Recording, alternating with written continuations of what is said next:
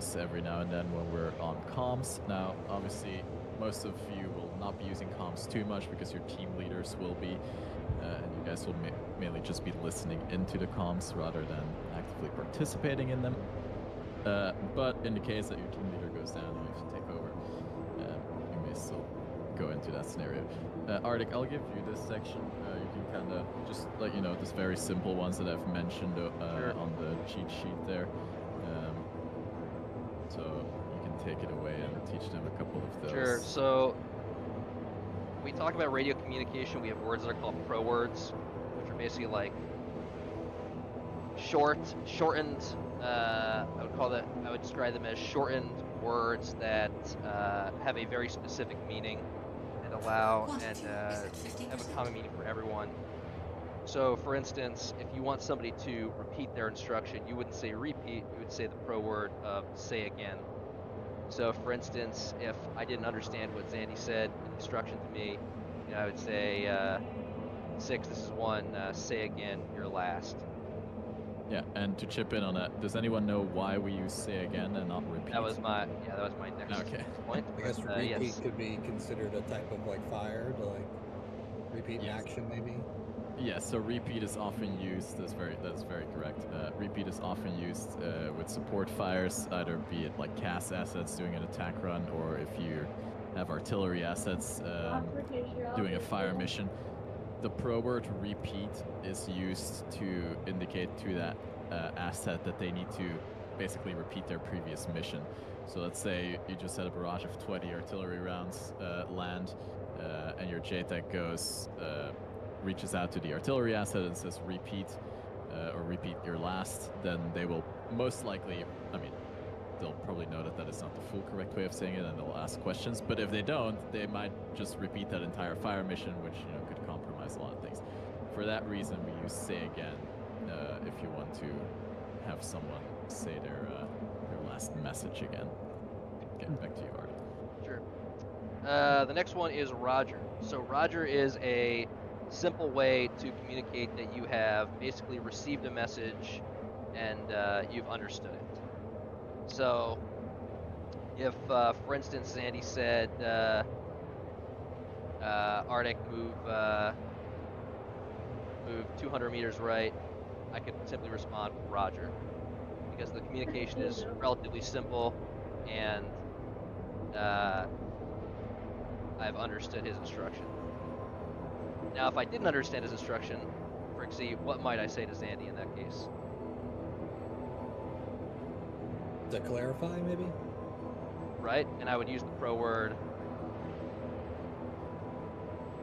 if I didn't understand what he said. Say again? Say again, exactly. Okay. I was thinking like understand meaning. No, like, so like if I understand, yeah, so say again. So, just trying to tie it all in here. Yeah. Sure you couldn't help herself. It wasn't like a trick question. Sorry, I was just trying to. I was like, I know. I was just trying to tie it. I was just trying to tie it in. All right. Yeah. Maybe go over the very like basic, like the very first one, or like how you open a message, like how do you, yeah. So the first time when you open the radio, the general format is, who am I calling? Who am I? And then over. Over signifies that you have ended your transmission and basically you're sending it to the next party. So for instance, if I'm talking to Zandy, I'll say Zandy, Arctic, over. So who am I calling? Who am I? And that's the end of my transmission. That's the simplest way. And my response to let him know that I heard him and that he can continue with his transmission would then be Arctic, this is Sandal. Send traffic or just over. So Arctic, this is Sandal, over, and then the transmission.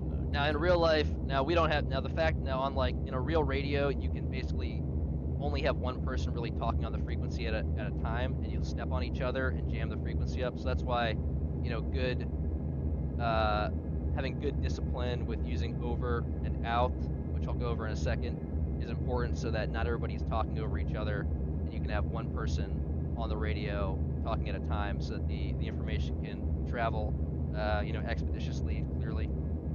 The next one would be the pro word of out. Does anybody know what the pro word of out means? That means you have finished your transmission conversation with the other person. Correct. So if if Zandy calls me and says, Zandy, Arctic, move 200 meters right, I might say, Arctic, Zandy, Roger, out.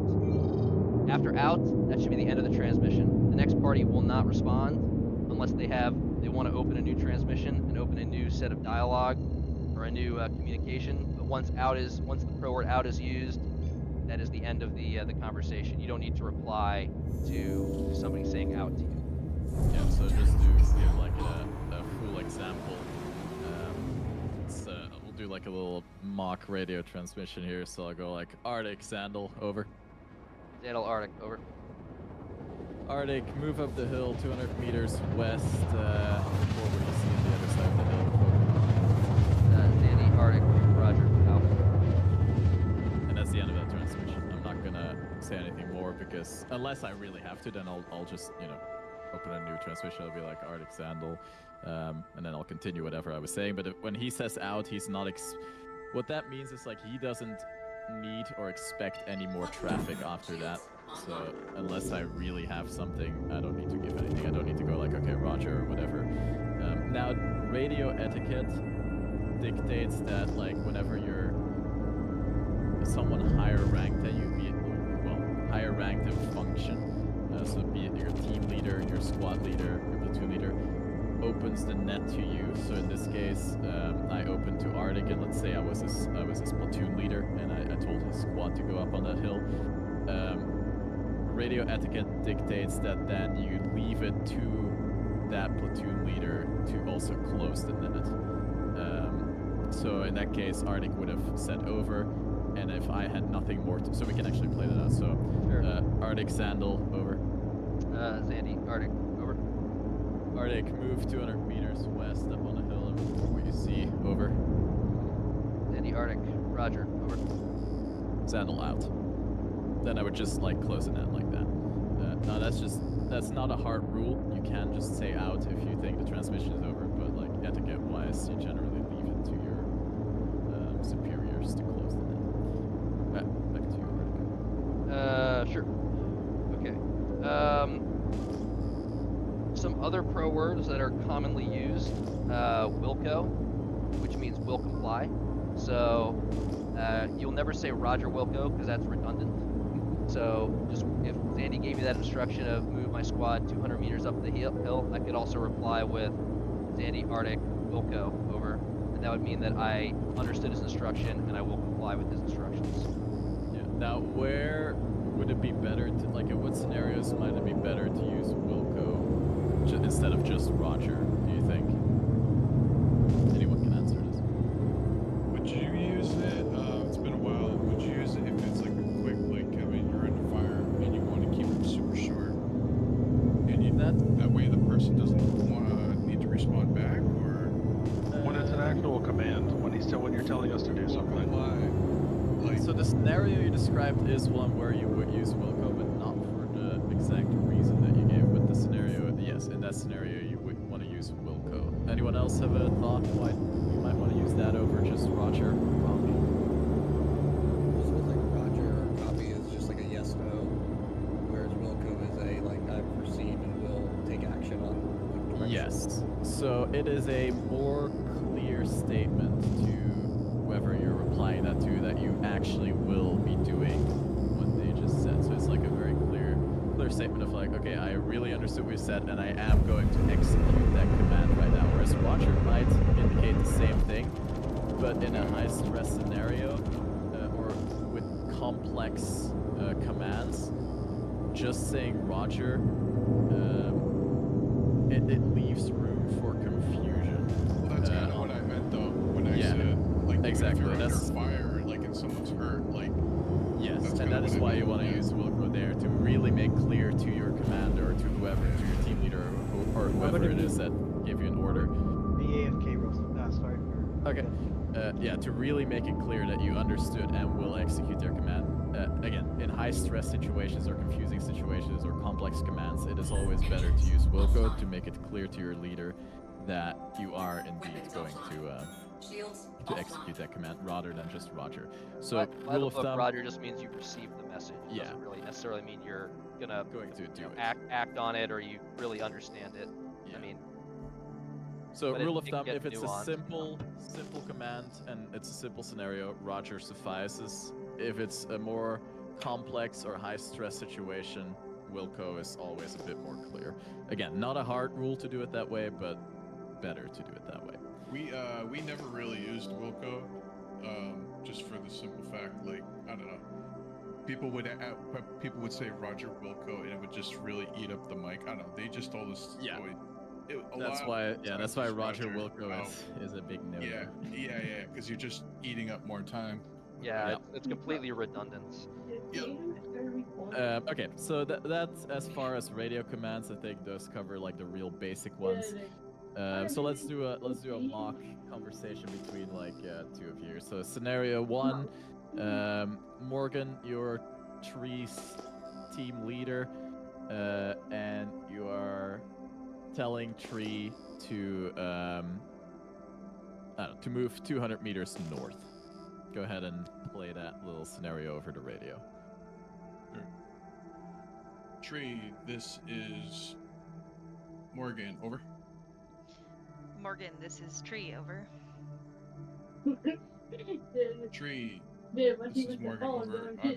Tree, this is Morgan. Please move 200 meters north. Over. Morgan, this is Tree. Roger. Over. This is Morgan. Roger. Okay, so pretty good. Yeah, a little slip over there, but that was fine. You gave the command. Yeah, overall not bad. And then Tree left it to you to close the net because you initiated it and you're her team leader. Okay, similar scenario in this case. Tree, you are the team leader and you're gonna tell Frixie to break contact 100 meters south.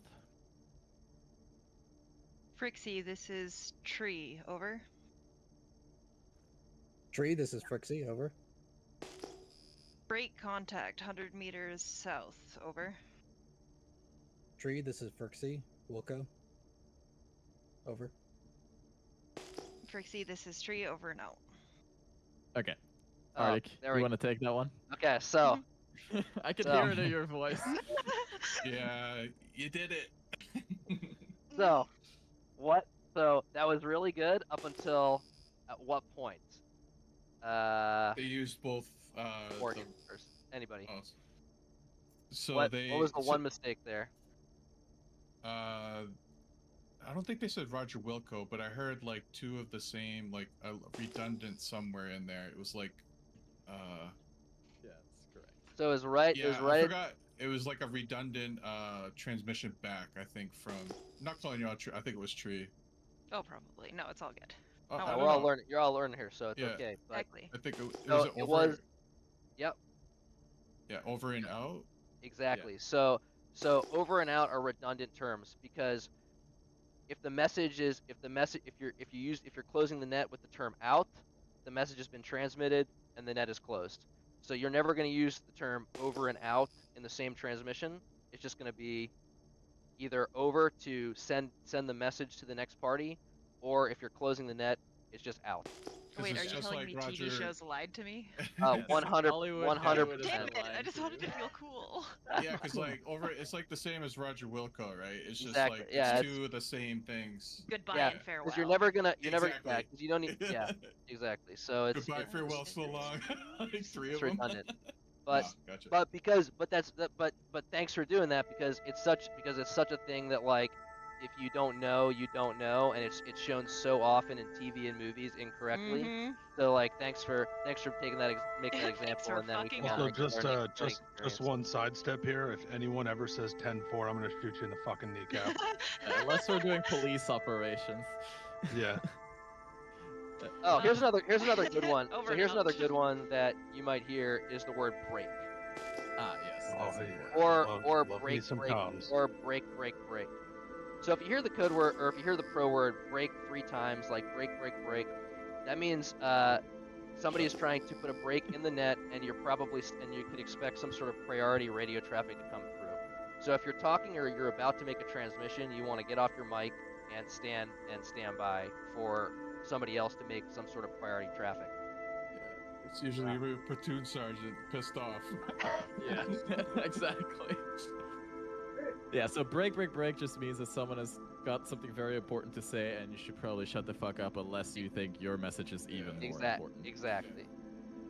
And normal break, if you just hear break once, that is just a way of splitting up messages for clarity's sake. So let's say I'm transmitting something to Arctic and it's a very long message.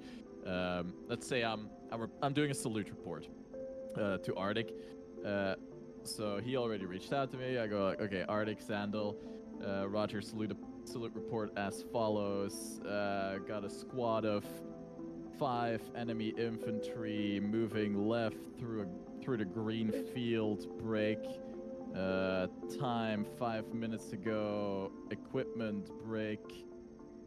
2 times Moss in their team. Unit undetermined. Over.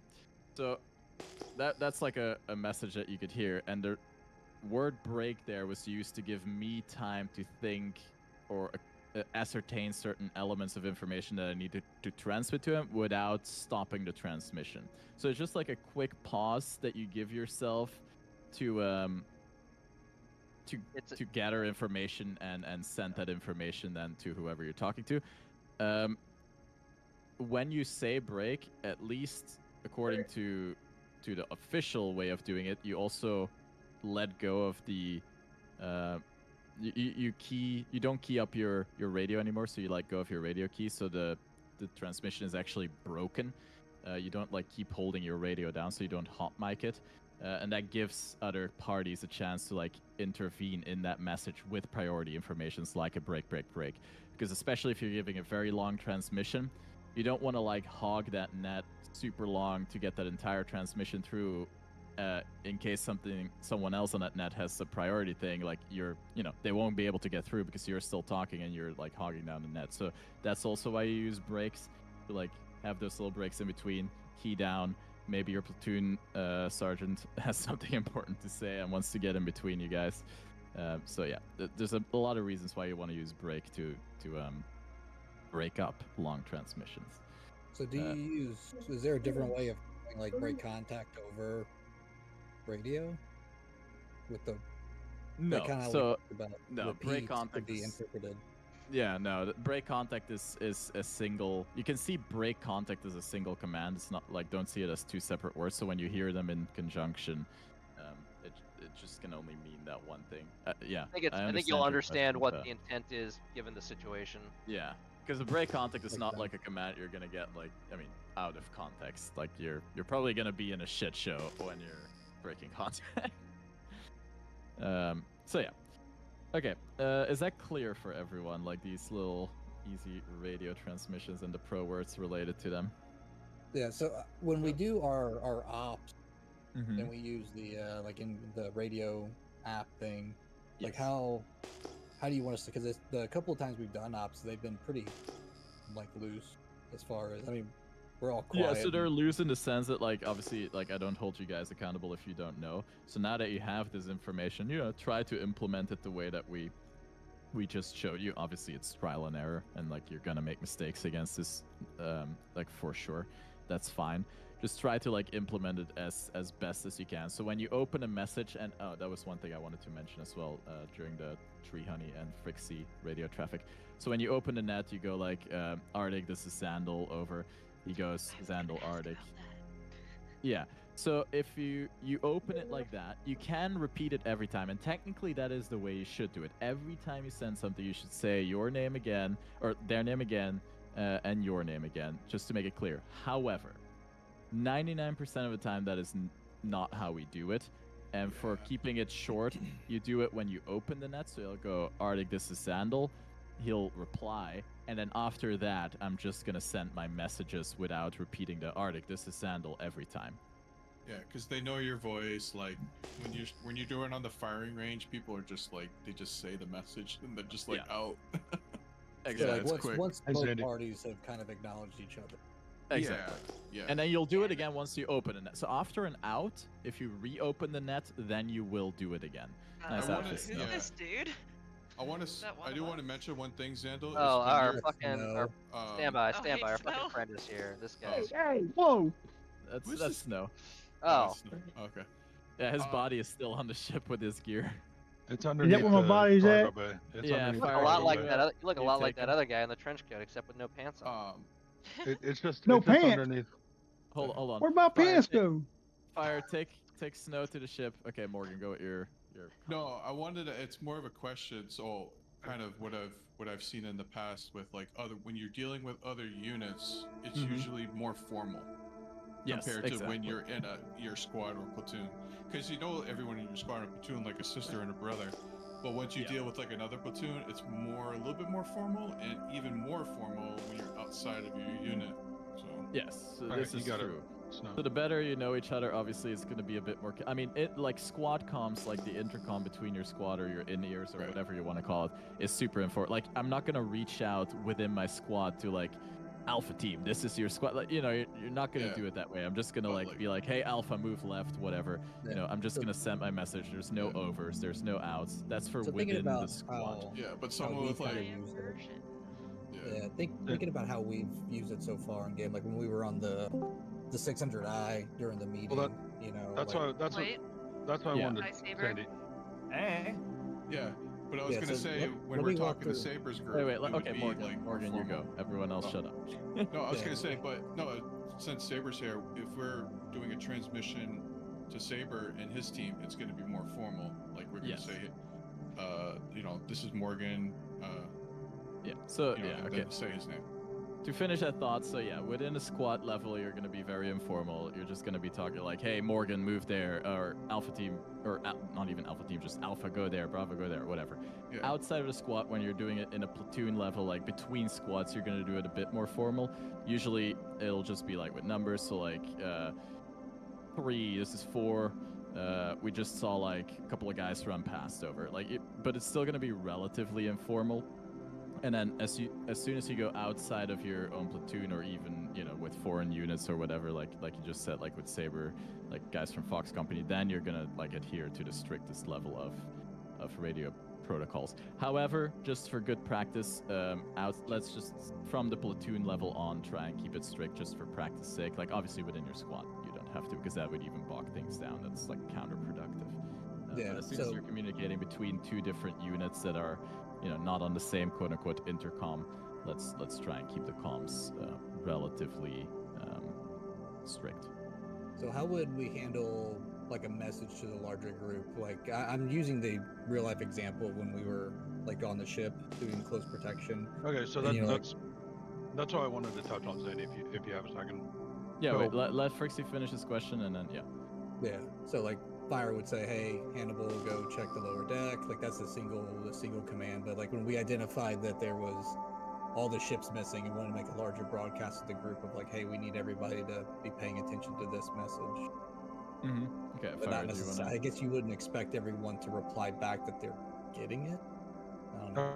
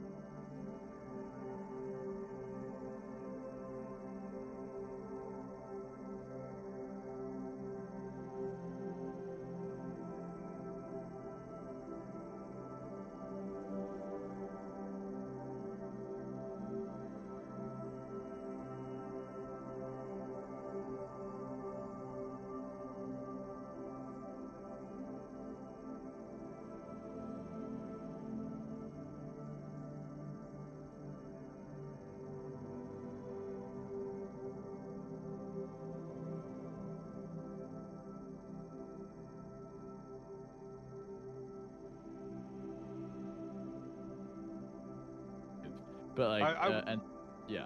I was going to say something about it regardless, because I just wanted to make that clear that when we are internal like that and on a security protection detail, it doesn't have to be the whole rigmarole, you know, thing. No, but yeah, as long as you're within your squad or your team or whatever the small unit that you're in is. Yeah. Like, just assume that you're like on in-ears and you just kind of talk as if you're talking normally. Like, you don't use radio protocols in that case. It's only when you start communicating between different squads that kind of comes into play. And as for reaching out to like everyone, like let's say we have air assets involved and whatever, that depends on how the mission is set up. So like, generally speaking, you as a foot soldier will never be in direct comms with any air assets. So if your team leader will convey any information that is needed to the higher nets. Like, so if you're just like you're like a rifleman in the team, you're probably never gonna talk to Phil if he's flying up in the sky directly. Your team leaders will, so that information kind of flows through. Now, as to answer how you would reach every station on a single net, you can just say all stations on this net to like, and then they know like, okay, everyone on this net is being addressed right now, and then you can give your message, and then everyone will acknowledge as well in sequence. Got it. So like if you had Alpha, Bravo, Charlie teams all in 3 different physical areas, and you were trying to give them all a command of like. Well, yeah, if you're striking Alpha, down or Bravo, something. Charlie teams, but you're all part of the same squad, then it would be more informal. Then you'd just be like, Bravo, like, what are you guys up to, or whatever. But if you have like, I don't know, like 2 squads, like let's say you have like, just to name them with numbers, like you have the 2-2 and 2-1 squads. Like between those 2, you would use radio protocols, and if I wanted to reach everyone, like let's say I'm overall commanding the 2 squads like on a higher level, and I want to reach both squads simultaneously because it's a message that pertains to both of them, I'll just be like, okay, all stations on this net, and then whatever, I'll give my message, and then like you'll do it in sequence. So 2-1 will acknowledge it first, they'll go like Roger out, and then 2-2 will go Roger out, and then I know that both of you have heard it. Arctic, did you have send it on your term list? I did not. I didn't know if you wanted to. I didn't know if you wanted to add that. I was just trying to keep it very formal.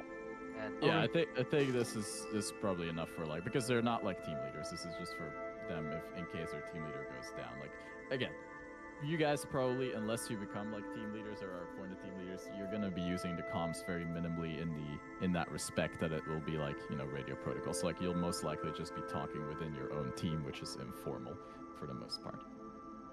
Okay, any more questions on that, or are we good? I'll take that as we're good. Right. Question. Yeah, what's up, Hannibal? Can we talk some more about when my team leader goes down? On you? Yeah. Yeah, no, No? okay. Moving on. We got one more thing that I kind of forgot last time, and that is peeling. That kind of plays into the whole fire and maneuver thing that we were doing with the squad attacks and stuff. Arctic, you want to tell them and show them how peeling works? Sure. So peeling is a technique similar to bounding. It allows the unit to put direct fires out in a single direction while moving the unit either left or right. So, for instance, if we had enemies facing direct Zandy, and we wanted to move, if we had enemies. Get your team online, just so we can do a practical. They'll understand it better. Let's get online here, facing 090 towards Zandy. Yeah, so all of you, Morgan, Snow, and Tree, and Frixie, just get online, face me. Yeah. All right. So let's say we took contact from Zandy's direction, and I don't want to conduct a squad attack. I want to continue maneuvering and break contact. So if I want to move directly 90 degrees left or 90 degrees right, we can use a technique called peeling. And that'll allow us to continue to put fire in Zandy's direction while we quickly move the element to the right. So the way this is going to work is sort of like a caterpillar. The person on the left, if I give the command, let's say peel right, the person on the left is going to start moving first, so that will be me. Now, as I pass Frixie, I'm gonna tell him, this is Frixie, right? Yes. Keep looking at Zandy. Don't look at me. I'm gonna tell him. I can't see what's happening behind me. I'm gonna tell him, last man. I'm gonna continue moving to the right of the element until I get a tree honey, and then I'm going to stop and start engaging. Now, after I tell Frixie last man, he's gonna count about 3 seconds. Put about 5 rounds in Zandy's direction at rapid fire, and then he's gonna start moving to the right. When he passes Morgan, he's gonna tell Morgan he's the last man. After about 5 seconds, Morgan is gonna put down 5 rounds of rapid fire and start moving to the right. When Frixie gets to the end of the element, he's going to stop, face Sandy, and continue firing. And we're going to repeat this process until I give another command to change our technique of movement. Yeah. Okay, so to put this into practice before you guys execute this, just stay there, stay in your line, keep watching me. Fire and Arctic join me. We're gonna like demonstrate it for them, so they can see us do it. So we're gonna be facing you guys. So let's get online, facing them. We're gonna obviously be shooting above their heads. So pull your weapons out. Let's say they're the enemy. Yeah, they're the enemy in this case. All right, so we've made contact. We're like slowly suppressing you guys. Put out some rounds. Alright, peel left. Last man fire. Last man.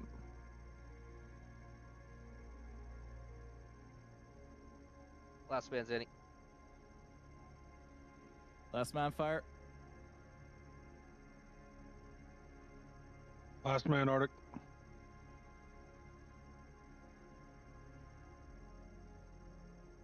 Last man's Zandy. Bubble up on me. Alright. Index for that one.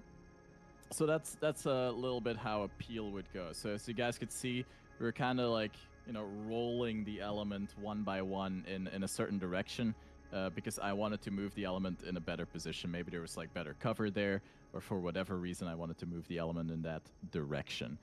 So that's how a peel works. So to recap that before you guys execute it, if you move left, the guy on the right starts. If you move right, the guy on the left starts.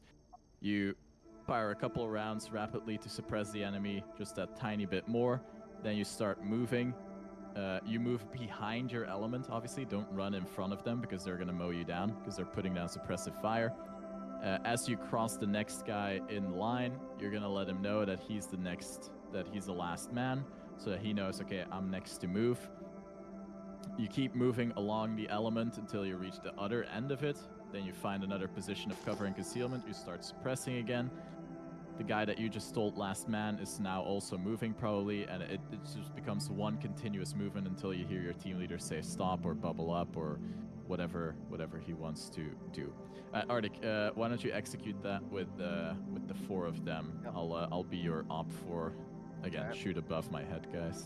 Don't kill me. All right. Before we do this, does anybody have any questions, or does that make sense? Makes sense to me. I'm gonna take your silence as a yes. Okay. So, Frixie, you're gonna be our farthest guy on the left here. Alright, let's say we are moving in a line formation heading 090. Contact front. Peel right, peel right. Morgan, last man. Snow, last man.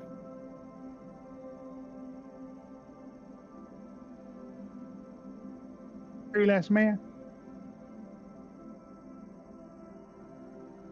Arctic, last man. Trixie, last man.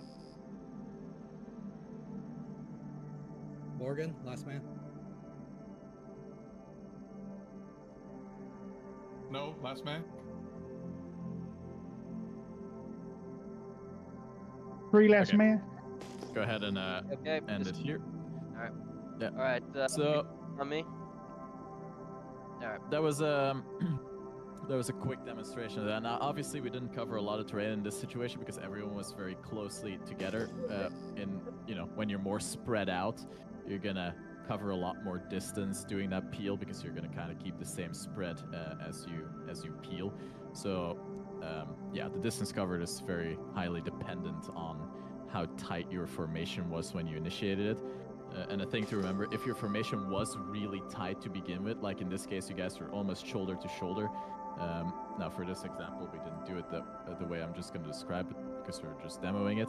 But the tighter your formation, the faster you want to do your peel. So those like 3 seconds become 2 seconds, become like 1 second, because you want to like roll that element. You want to keep that movement at a good speed. Whereas if you're very much spread out, let's say like, between Fire and me, like this is the spread. That's already like triple or quadruple the spread that you guys had. Now I can do those 3 seconds. I'm going to go on his other side. It's going to take me a lot longer to sprint that way. And the element is going to move at a very high speed just because of the distance between the individuals.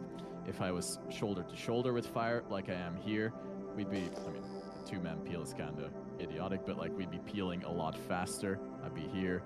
Fire would be moving almost instantly as soon as like I move. And then, it becomes a lot faster because you need to keep that speed going. Does that make sense to everyone? What I'm saying? Roger. Yes. The whole objective is to move the element rapidly out of the area to obtain a better position while Right. maintaining a lot while of maintaining high rates of direct fire. Okay, good. So that for the peeling. Now we're gonna start a next big section. Well, this one's not that big, but like a separate section in which we'll incorporate a couple of the concepts we've seen, and that is setting up a defensive. So obviously you guys, as boots on the ground, at one point we're going to have to defend an area for whatever reason that may be, whether it is a key piece of terrain that we want to deny the enemy from occupying, or whether we are maybe pinned down and we just have to defend whatever terrain we're defending.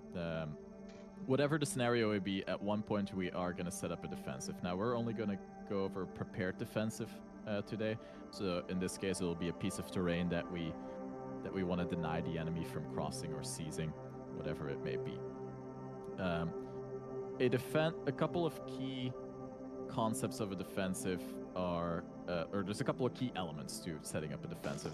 The first term that comes with that is defense in depth. You've probably heard this before. Now, what this means is we're going to have, ideally, if we have the manpower, several layers of defense. So it's not just going to be one line, and if the enemy breaks through that, then it's over. Ideally, we'd have at least two layers to a defensive formation. Now, how are those layers usually set up? In the very simplest and shallowest form, it would consist of OPs and BPs. OPs being observation posts, which are pushed further away from the center of the area, and they're mainly meant for, as the name describes, observing the enemy, so spotting the enemy, knowing where they're coming from, when they're coming.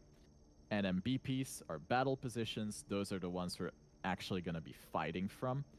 So those will be your like pre-made battle positions, and that's where we're going to try and hold our ground and fight the enemy. If we have more manpower, we can have a second layer of battle positions on a tighter ring, for example. And if we have even more guys, we'll have a QRF that's like sitting at the center, maybe, that can go support whichever side is faltering.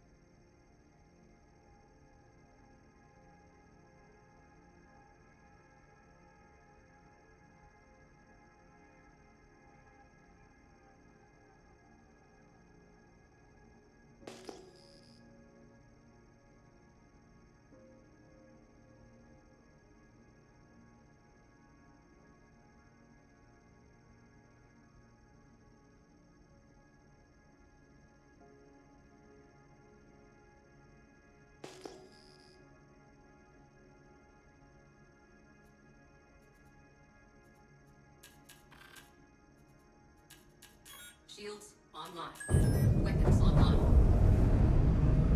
Takeoff complete. Docking initiated. Docking denied. Landing gear raised.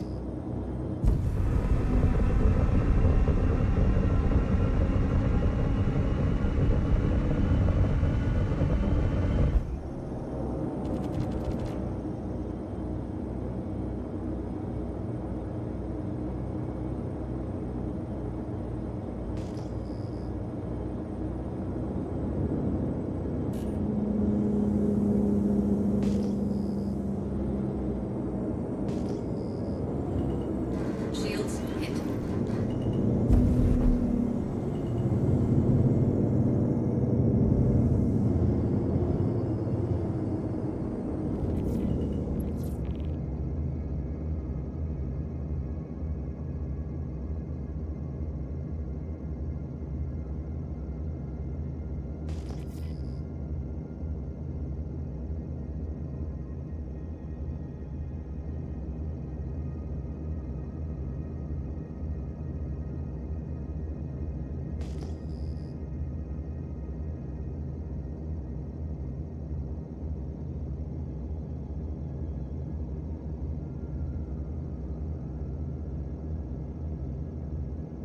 On logs and set up here and watch to the west.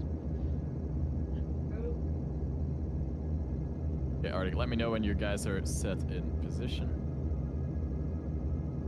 I don't know where west looks like to you, but where Well, you're looking does I'm not appear. directly west of you guys according to my compass. Yeah, well, I know compasses are sometimes a little fucked up, so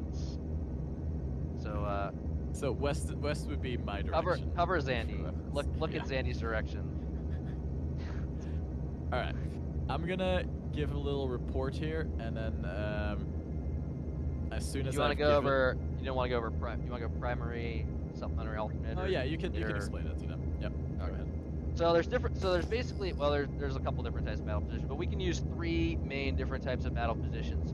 We have primary, which are obviously your the main battle positions you're going to use that are going to have observation and fields of direct fire on a specific area, your engagement area that you've been assigned. You have alternate battle positions, which are going to be a secondary position that's also going to have fields of fire on that same area. Usually that, so if your primary battle position gets compromised, you would fall back to your alternate position and still engage the same area. And then you would have supplementary battle positions, which would be a secondary battle position that could be that will be covering a different area, potentially a different avenue of approach that the enemy might come on. Phrasing boom. Different avenue of approach that the enemy might come from that you can move to cover. So right now, where I put you right now would be considered your primary battle positions. If let's say we started getting pushed back, we might fall back to alternate battle positions, maybe in a tighter perimeter. And then if the enemy came from a different direction, you may have set up supplementary battle positions that you could move to, or I could move a single team to cover that area. Does that make sense? Mm-hmm. Is that a good enough description, Sandy, or would you like to add something? No, that's good. Okay. So in this case, we only have primary positions for this little first example that we're gonna give, and then we'll go and do a more complex one with like alternate or even supplementary battle positions after this. So in this scenario, I'm gonna spot the enemy. Since I'm at the OP, they'll be advancing at us slowly. I've spotted them. I'm gonna give that report to Arctic. Arctic, in that case, is gonna tell me to collapse back within the defensive perimeter and abandon my OP. And then when you guys engage fire, when he engages you, you can give your contact reports. We can simulate a tiny little firefight where we just exchange some gunshots, and then we'll reset. Is that clear how this is going to go for everyone? Yes? Okay. Yes. Very good. Yeah. Then- Please don't fucking shoot me. Yeah, shoot high, don't shoot the actual people. Snow. Yeah. Alright, so Radio silence. Oh, we're I'll again. do the proper comms as well. Arctic, this is Zandal, over. Dale Arctic, over. Arctic, I got movement, looks like 1 times infantry, laying prone in the trees, 50 meters west of my OP. I believe him to be Xeno threat. Looks like they're just armed with rifles. Time now, over. Zandy, Arctic, say again, size of element, over. Arctic Sandal, I say again, size of element is 1 times enemy infantry. Oh, disregard. Correction on my last. Size of element is 1 times enemy squad moving towards us. Time now, over. Zandy, Arctic, Roger, break. Fall back to battle position 1. Over. Wilco, over. Zandy, Arctic, out.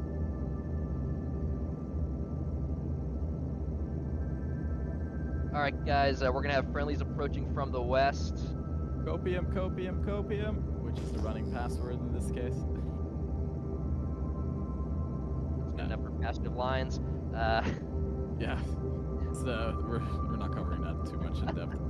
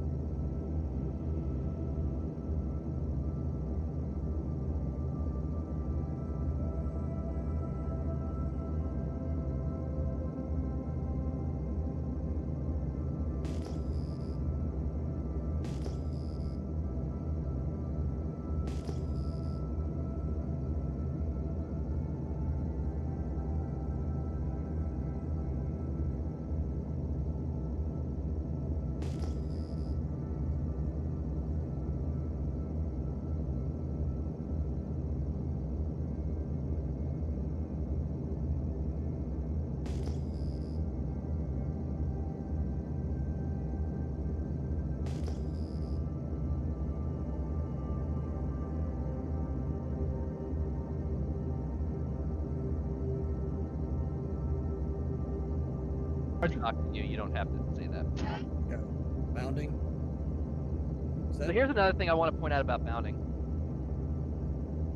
So, bounding doesn't necessarily mean you have to do a buddy rush for 300 meters. That's true. Bounding can also mean that you're walking at a slow pace, guns up, but you're just alternating one person moving or one team moving and one team stationary and cover. It doesn't necessarily mean we have to, there's a time and place for it, right? So in this case, because you don't know necessarily what's out there, you might want to walk in a slower pace, alternating bounding or successive bounding, so you have your gun up ready to engage in case they. Actually, that's a good point. Frixie and Snow, fall back to your battle position. Arctic and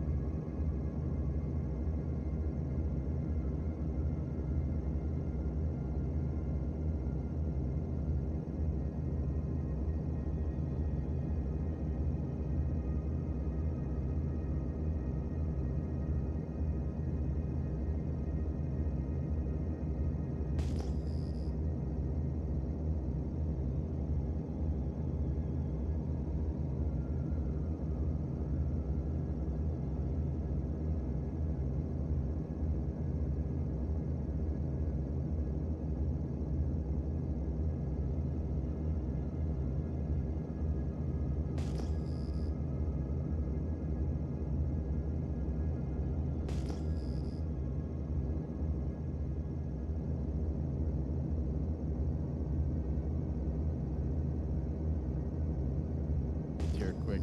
Like where I'm standing, you see this little tree here that I'm standing at?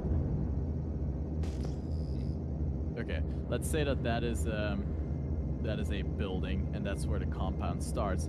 That could be a phase line. So as soon as Arctic and I cross that line, that is when the shift fire or lift fire will happen. And this is like a pre-planned move. That's what phase lines are for. They're just for like planning and like, okay, if this point is reached, this thing happens. Next phase line, this thing happens.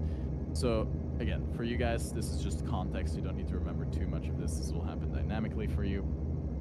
Now, what is a limit of advance? That is just the furthest that you're gonna move over an objective.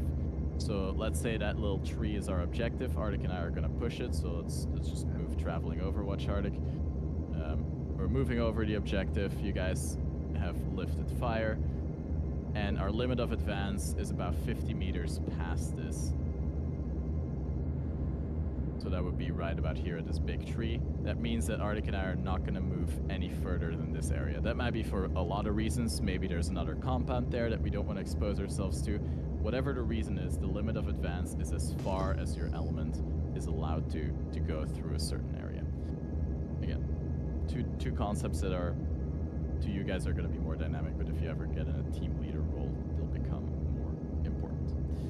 All right. That kind of concludes the whole fire and maneuver and defensives and reaction to contacts and squad attacks and all that. Anyone with any questions so far before we go into the final block, which is CQB? Negative. Negative? Okay, perfect. In that case, we are gonna move 300 meters westwards to where we parked the ship, and we'll try and find Astor's clearing because we're gonna actually need some buildings for the next part.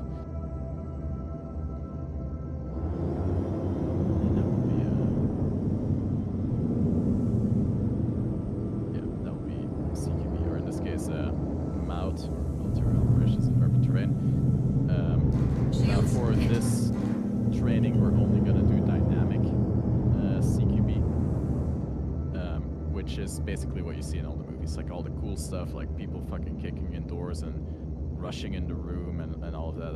That's what we call dynamic CQB. As a side note, that is a little bit of an outdated concept. It's still used and it has its time and place, but it is the simplest, and that's why we're starting with that. Break. Village oh, okay.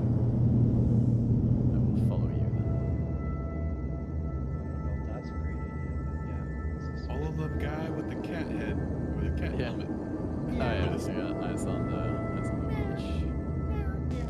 Okay, we're not gonna shoot the civilians here because they will return fire, and there are a lot of them.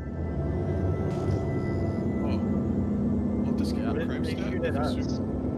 It won't give you a crime stat, but he's getting shot at. Yeah.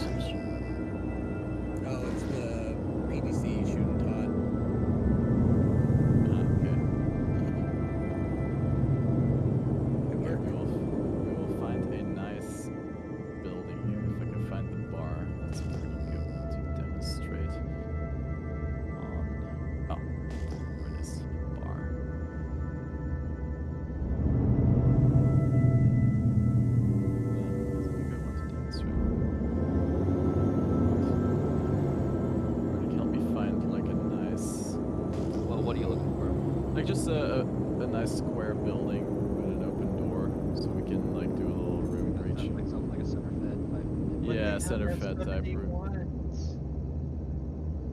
Okay, yeah, I think I found one. This one is good. On B.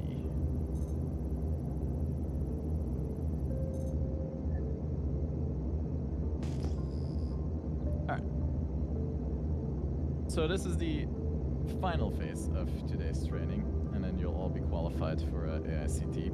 And again, that'll be CQB stuff. Now, this is what we do most in the game so far because of the nature of the missions we do. So this will be very applicable in almost everything we do right now. We'll start with entering a room, which is like the most basic thing you're gonna have to do in CQB and buildings. You're gonna have to go into rooms and clear them out or push through them. And the way we're going to show today are dynamic entries. So like I just said, dynamic entries is what you see in the movies. It's guys kicking in a door, rushing in the room, and securing that room. A dynamic entry has a couple of advantages and things that we can leverage. The main thing being you have the element of surprise on your side and you have a lot of speed. So it is very good for when you need to quickly enter a room for whatever reason. Maybe the area you're in right now is compromised, you need to get out of it as fast as possible, you need to move into the next room. Dynamic entry is very useful. Another thing, if the guys inside the room are unaware that you're there and you just want to leverage that shock and awe effect, you can use a dynamic entry to breach that room and take them out. It unfortunately also has a lot of drawbacks. The main drawback being that you commit yourself to that room without really knowing what's inside. So you're kind of walking into an unknown for the most part, and if the enemy is prepared, that can result into heavy casualties. As we've seen in real life, dynamic entries are very casualty prone, unfortunately.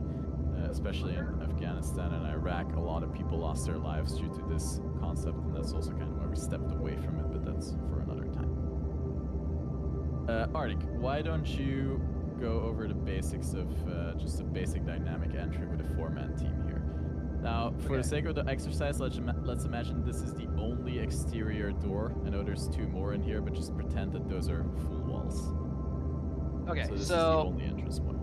The first thing we're going to talk about, the first thing you have to know before you start entry is the stack.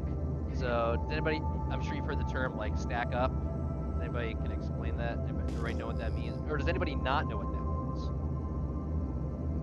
Okay. So Does if I it say mean anything other than getting a certain order around the entry point? Yeah, so basically if we're going to if I say stack on this door, I expect the entire team, let's say we have a 4-man team, to basically come up on a ranger file with the point man holding just short and shy of the door threshold, with the other 4 men basically behind them, still covering their necessary sectors. So the point man covering front, you can do that right now. I'll do the point man here. Okay, so the main way we're going to enter the room is basically the point man can choose to go 2 directions. He can either hook in and go to the left, or cross and go to the right. And the second person will move in the opposite direction, and the third person will move in the opposite of that. So basically we're going to go in like a crisscross type area to enter the room. So in this case, and I'm just going to do this slowly, just watch me for now. If I want to enter this room and I choose to go in across, I'm going to go into the right and go across, and then Frixie would go in and hook to the left.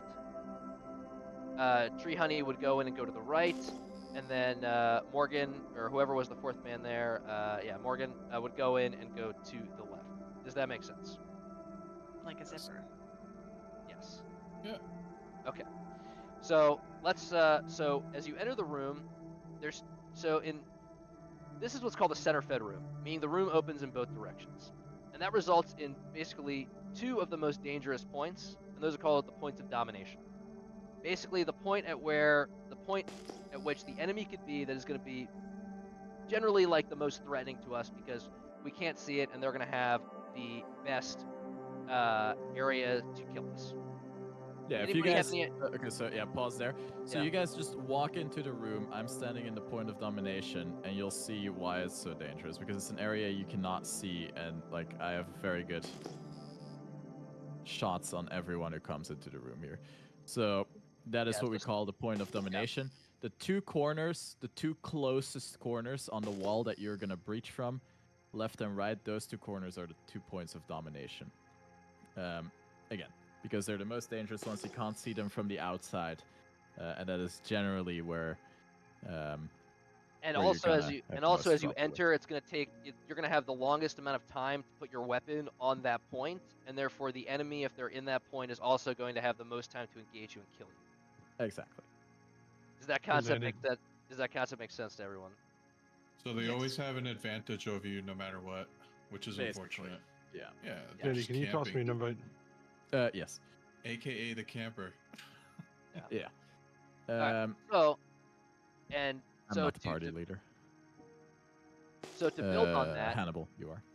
So to build on that, because we know that those 2 points are the most lethal points to us in the dynamic entry, the first person and the second person, when they go in, they are going to initially clear those 2 points of domination.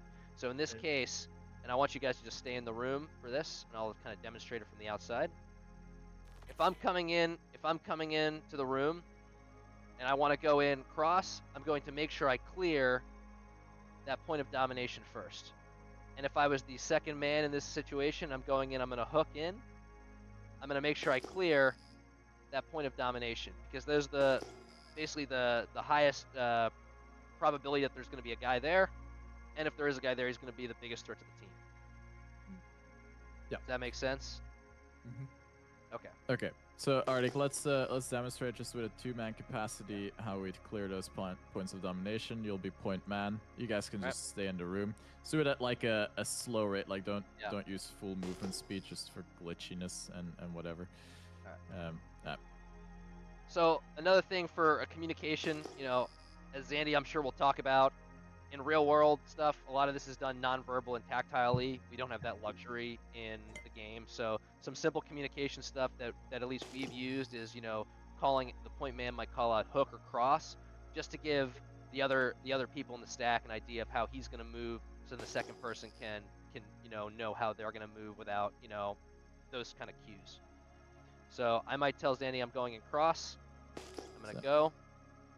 So I'm going to move in. I'm going to clear my point of domination, and then I'm going to immediately transition to the left to clear the center of the room. There we go. What's up, Tree Honey? You shot me. I shot above Morgan.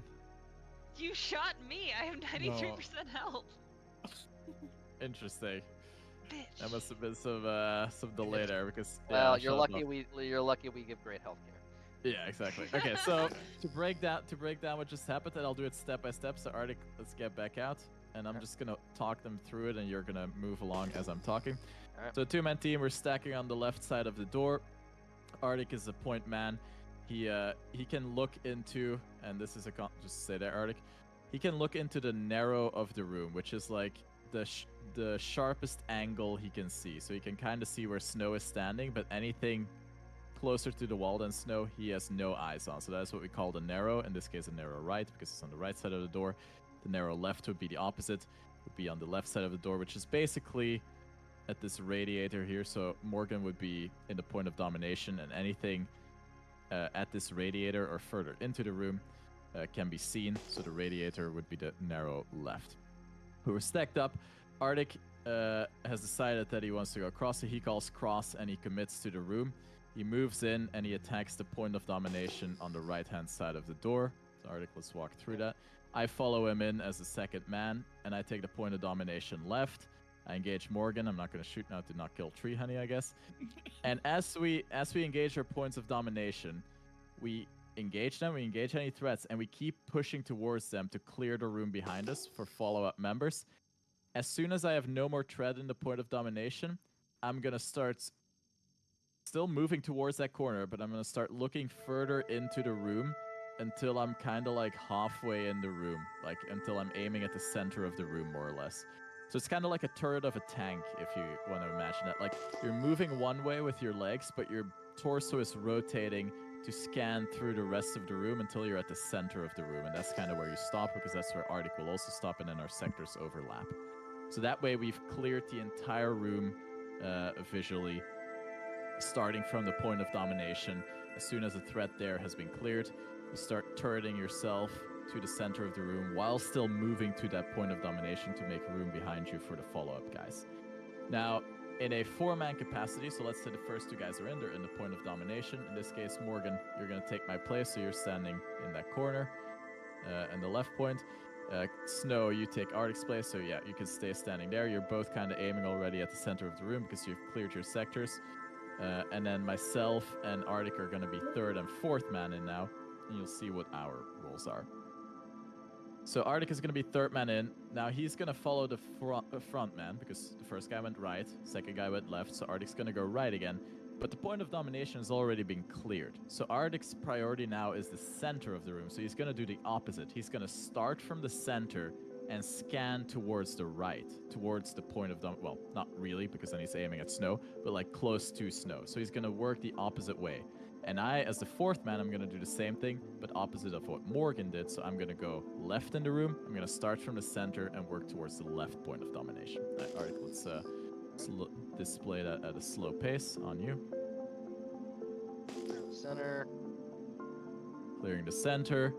Center is clear, and I start working my way left. Now, Arctic and I are not going to push into the points of domination. We're just going to move left and right of the door, because obviously the other guys have already pushed along this wall, and we want to keep a bit of a spread. So Arctic and I just move left and right of the door to make sure the door is actually clear in case we need to bail out for something. But we're just going to move in, start from the center of the room, and work left kind of towards the middle of the wall that you're going for. So for me, that would be the left wall. For Arctic, that would be the right wall. And then the entire room has been cleared with a 4-man capacity, at least the initial breach. Then there's follow-up actions, and then your priorities of work start, but we'll get into that in a moment. Is that clear? That initial breach, how 4 people go into a room and scan everything? Yeah, question. So, I guess you could stack left or right, or left and right, I guess, depending on the... Yes, like okay, the way so... the door's centered in the room. Good point, and let's do that right now. So we'll, again, Arctic and I will do it in a 2-man capacity. So now we just did a same side stack. That's all we've been demoing, and that's like the entire team is on one side of the door. Now we will do a split stack. So now the team is evenly split between the doors. So Arctic is on the right, I'm on the left. Now, the way you determine who's going to go in first will kind of depend on who can see most and who takes initiative.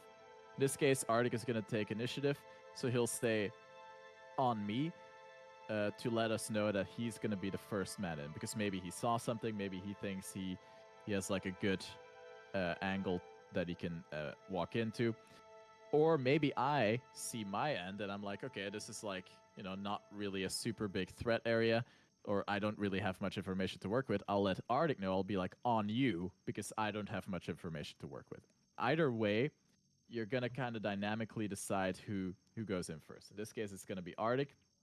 Now, again, he has the same options. He can either hook or he can cross. If he hooks, he's going right. If he crosses, he's going left.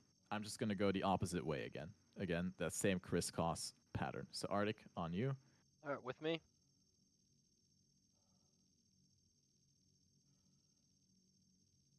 There we go.